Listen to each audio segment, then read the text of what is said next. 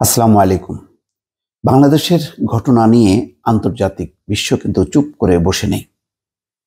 যুক্তরাজ্যের কথাই ধরি, সেখানে ইতিমধ্যে বাংলাদেশে হতাহতের ঘটনায় যুক্তরাজ্য পার্লামেন্টে মোশন উত্থাপন হয়েছে। এই খবর নিশ্চয়ই জেনেছেন।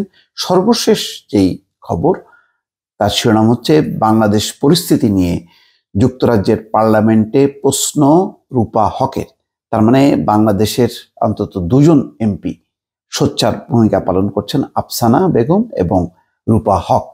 আমি জানি না টিউলিপ সিদ্দিক এবং রুশনারা কি করছেন, তাদেরকে ঘিরে কোনো প্রশ্ন এখন পর্যন্ত আমরা দেখিনি। তো গুরুত্বপূর্ণ হচ্ছে মার্কিন যুক্তরাষ্ট্রে তো ইতিমধ্যে তোলপাড় হচ্ছে, এমনকি কানাডা, জাপান, বিভিন্ন দেশে দেশে যুক্তরাজ্যের ঘটনাটা এবং তাদের প্রশ্ন উত্থাপনটা খুবই তাৎপর্যপূর্ণ। কেননা মার্কিন যুক্তরাষ্ট্র যখন নাকি সোচ্চার হয়, যুক্তরাজ্য পাশাপাশি এসে দাঁড়ায় এবং যুক্তরাজ্য এর আগেও নির্বাচনের সময় অবাধ নিরপেক্ষ নির্বাচনের ব্যাপারে তারা সোচ্চার ভূমিকা ছিল। সর্বশেষ যে ঘটনা, সেই ঘটনার ব্যাপারে যেটি হয়েছে খবর, সেটি হচ্ছে তাতে বলা হচ্ছে বাংলাদেশে সরকারি চাকরিতে কোটা সংস্কারের দাবিতে আন্দোলন ঘিরে সৃষ্ট পরিস্থিতি নিয়ে যুক্তরাজ্যের পার্লামেন্টে প্রশ্ন তুলেছেন দেশটির ক্ষমতাসীন লেবার পার্টির এমপি রূপা হক, যিনি বাংলাদেশি বংশোদ্ভূত।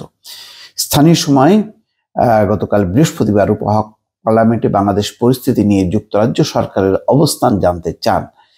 বাংলাদেশি বংশোদ্ভূত রূপা হক বলেন, বাংলাদেশে যা চলছে তা নিয়ে সাম্প্রতিক দিনগুলোতে রোম, প্যারিস, ম্যানচেস্টার, লন্ডনের ট্রাফালগার স্কোয়ারে বিক্ষোভ দেখা গেছে। বাংলাদেশে 3 সংখ্যার ছাত্র ও বিক্ষোভকারী নিহত হয়েছে। তার মানে 3 শতাধিকের কথা তিনি বলছেন। ইন্টারনেট বন্ধ করে দেওয়ার কারণে আমরা সঠিক সংখ্যাটি জানি না। তার মানে প্রবাসীরা যে বিশ্বের বিভিন্ন প্রান্তে জোরালো বিক্ষোভ করছে, সেটা কিন্তু যুক্তরাজ্য সহ পশ্চিমা দেশের নীতি নির্ধারকদের নজরে এসছে। সেই বিষয়টি তারা তাদের দেশের পার্লামেন্টে উত্থাপন করছেন। রূপা হক বলছেন, আমরা কি এই বিষয়ে আমাদের অবস্থান সম্পর্কে একটি জরুরি সরকারি বিবৃতি দিতে পারি? এটি তার প্রশ্ন। এসব পরিস্থিতিতে আমাদের একটি ঐতিহাসিক ও অনন্য ভূমিকা রয়েছে। আসলে যুক্তরাজ্য এই ব্যাপারে খুবই সোচ্চার, অন্তত বাংলাদেশ ইস্যুতে।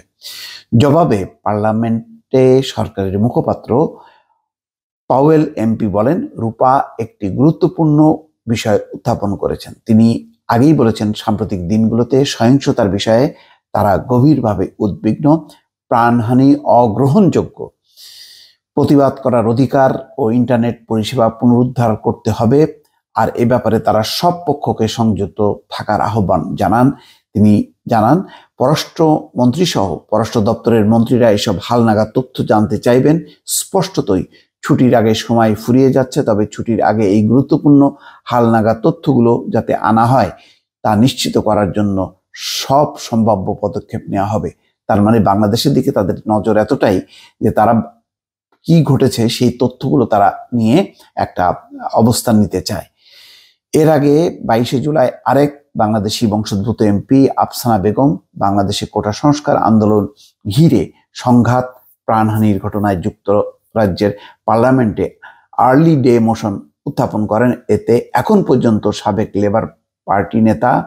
লেবার নেতা অর্থাৎ লেবার পার্টি ক্ষমতাসীন দলের নেতা ও বর্তমান স্বতন্ত্র এমপি জেরেমি কারবিন সহ 22 জন ব্রিটিশ এমপি স্বাক্ষর করেছেন। দর্শক, এই হচ্ছে অবস্থা, অর্থাৎ বাংলাদেশের ঘটনা প্রবাহ নিয়ে পশ্চিমা বিশ্ব যে খুবই সোচ্চার, অন্তত এই খবর দিয়ে বোঝা যাচ্ছে। ভালো থাকবেন। আল্লাহ হাফেজ।